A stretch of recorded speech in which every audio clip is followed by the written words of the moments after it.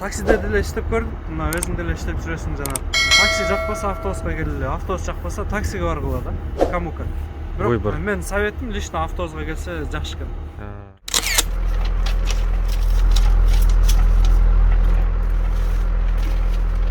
КамАЗ деген автобустар турбайбы булар ошондо? КамАЗ ушундайдын ЛиАЗдары да жаңы чыккан ЛиАЗдар. Канча кишилик бул? А проезд канчадан проезд? Проезд 40 40 рубльдан. Ошо тройка мындай пенсионный якпайт немелери бар. Алар өстөрүн Бунусу эмнеси? Пассажирларга сүйлөй турган немеби? Өз водительдер туктап баратса сигнал берет. Видеокамера турбайбы бул, антисөндөр бар менде, антисөндөрү водительдер туктап баратканда тартат, сразу штраф. А штрафы канча? Штраф биринчиси предупреждение, 20 миң, 30 миң, 10 миң, 5 миң ар кандай да. Например, 2 жолу предупреждение болот, 3-үстүндө увольнение болот да. Перегар, серегар менен түшкөндөрдө ал вообще вечный увольнение болот да, без зарплаты. Любой автобуска кире албай калат да. А так мындай жакшы жумушка кире алсаң, айлыктары да 80 миңден 120 миңге чейин чыгат. 80 миңден 120 миңге чейин, айда 220-230 саат жапканга аракет кылыш керек.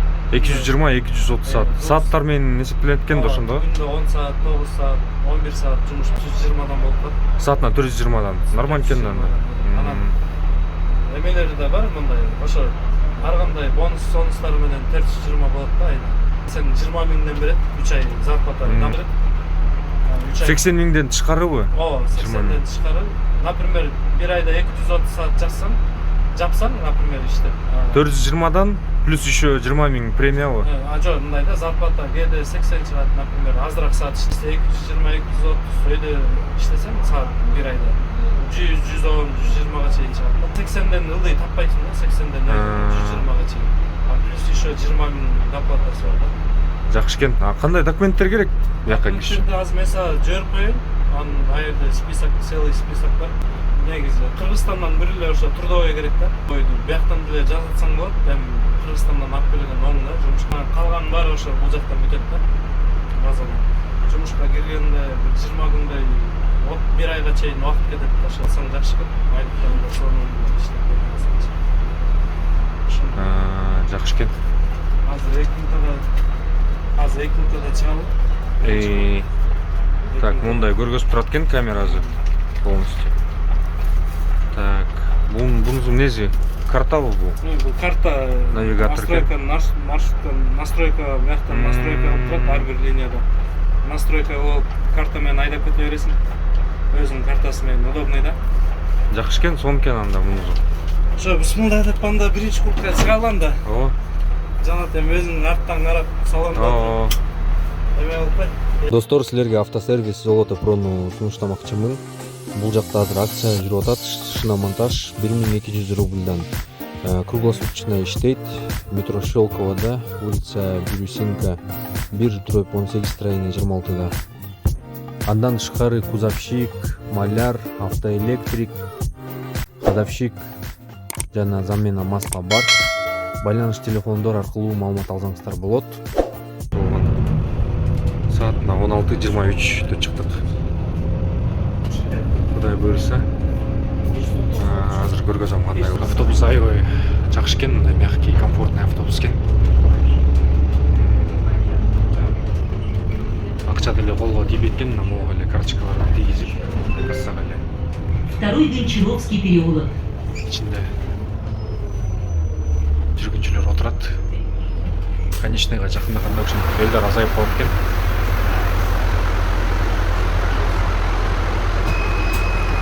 Сиденьялары ушундай мягкий. Жакшы экен.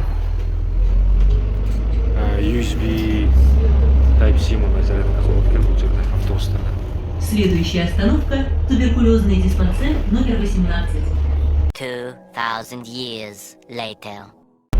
Кудай буйруса, конечныйга келдик. Так, бир круг айланып келдик. На саат 18ден 18 мүнөт өттү. Саат жана 16дан 20 мүнөт өткөндө чыкканбыз. Ошондо ровно 2 саат болот экен да бир круг. аларды. Керек экен жанатсага жиберип койдум, WhatsApp'тан өзүм чыгарып эме алып. Документтин списоктарын азыр могу экранга чыгат. Анан бул документтерди кантип каяктан чогултса болот мисалы? Документти Кыргызстандан трудовой алып келсең болот. Анан трудовой жок болсо, без трудовойда кирсе болот жумушка.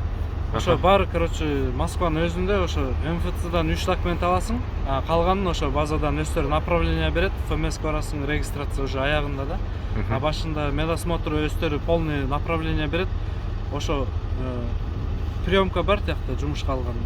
Документтер керек, списокты берет, ошо Москвадан эле баары бүтөт да. Бир эле жерден. Кыргызстандан болгону ошо бир эле трудовой болсо алыш керек. Если болбосо анда эле бул жактан жанда без трудовой бияктан эле договор менен кирип кетсе болот да. Минуточку. Будь добры, помедленнее. Я записываю. Это кто? Возраст боюнча кандай ограничениялар барбы? Жок, ограничение возраст жок. Стаждын да кереги жок. 6 айдан өйдө болсо, сүйлөшүп жумушка кирип кетсе болот. Приемкадан орусчаны тыпылдап сүйлөп эме кылыш керек да. То есть орусча обязательно билиш керек экен, сөзсүз. Орусча сурап катта, ты раньше работал десе, да, я раньше на частниках работал деп айтса, бүттү да, требовать этпейт деле алар. Анан стажировка болот 70 саат. 70 саат. Стажировкада баарын уже айдап да үйрөнүп аласың. Эмне кандай ремонт, масло, бензин, солярка, заправка куйган баарын үйрөнүп аласың да 70 сааттын ичинде өмүр бою. Бирок сиз Москвада такси айдап жүргөнсүз да мурда. Таксини деле кыйратпай даган жокмун. Өзүм деле мына өзүмдүн сага башында чалып айтпадымбы, жана чо там такси тиги бул депчи. Жок, мындай стаж бар, конечно. Бирок маршрутка айдап жүргөнсүз. Канча жыл маршрутка айдагансыз Бишкекте?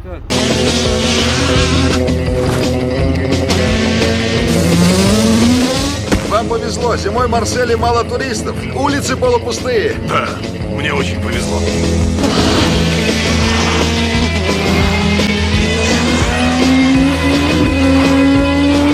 Так, перехожу на третью передачу. Баш аягы где-то 10 жылдан ашып калды го дейм машина айдап жүргөнүмө. Мындай. В общем, бул сложный жери деле жок. Времяны карайсың, остановка время менен айдайсың, бүттү да. Башка проблема деле жок да. Самое главное, жана приемкада жумушка алган орус аял бар экен, ошол кичине грубый сүйлөйт экен да, мындай кыйкырып. Очередьте тургула депчи. Уже жана биздин азиаттар кирип эле эме кылышканда, башын жеп салышканда жечи. Беспредел болчу. Анан ошого приемкадан чыдап койсоңор, айткан документин убагында алып келип берсеңер, ошо баары направлениянын ичинде өздөрү беришет. Баарын алып келип берсеңер, жумушка кирип кетесиңер да, короче. 1 ай убактыңар кетет жумушка киргенге. Конкретно 1 ай кетет да. Стажировка документ чогултуп алып барасың, стажировкага киресиң. 70 саат өткөргөндөн кийин уже жумушка чыгып кетесиң да. 3 ай нормально иштесең, нормально да. Мага чейин иштеп аткан байкелер бар, тааныш байкелер 2-3 жылдан бери иштеп атышат. Айына как положено алып атышат да. Коллектив салам берсе салам бересиң, салам бербесе басып эле өзүң жумушуңду кылып кетесиң да, короче. Башыңды оорубайт да. Кыргыздар көппү же орустар көппү? Кандай? Чечендер бар, Дагестан, орус, азиаттар бар, баары бар да. Көңүл деле бурбайсың да аларгачы. Өзүң жумушуңду кыласың.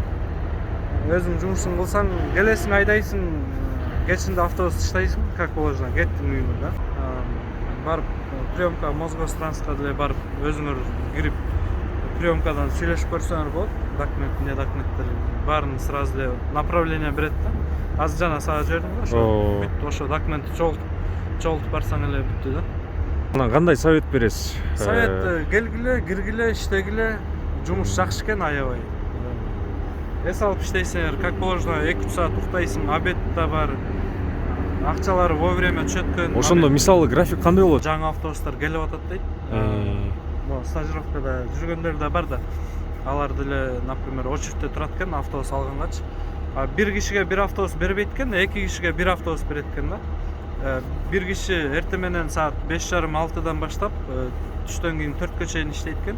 Анан саат 4-тө чыгып, кечки 1:30-га чейин экинчи напарник иштейт экен да. Сменщик менен 2 сменщик болсо бир автобус берет экен да сразу. Если жалгыз болуп турсаң, анда сен подменде иштеп турат экенсиң да.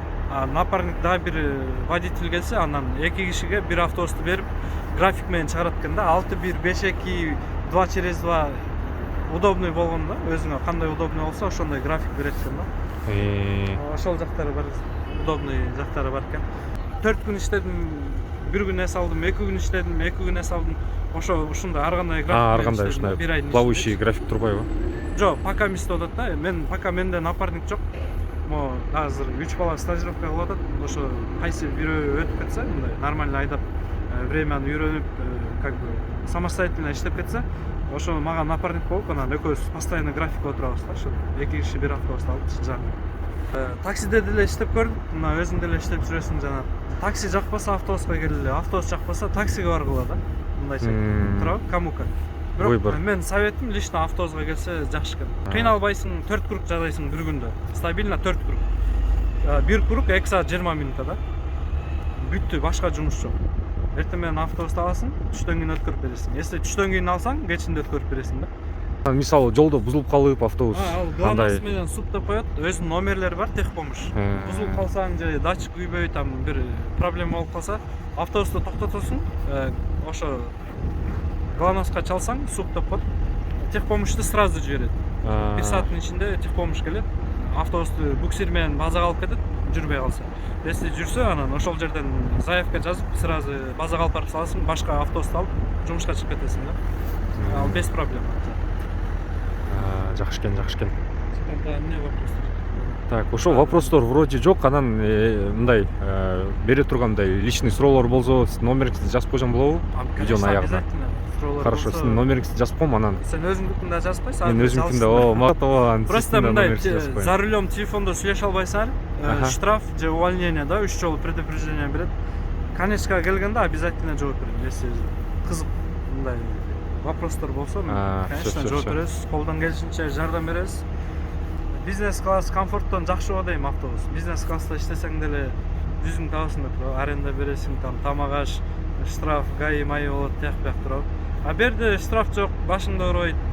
Айдайсың, тамак жедиң, уктайсың, кайра чыгып айдап, автобус иштеп, үйүңө кетесиң, болду. Башка эме жок. Задержка жок, гос зарплатада. Например, бүгүн 12-си зарплата, сразу зарплатаң келет, всё, башыңды ооройт. Эч кимге чалбайсың, эчтеке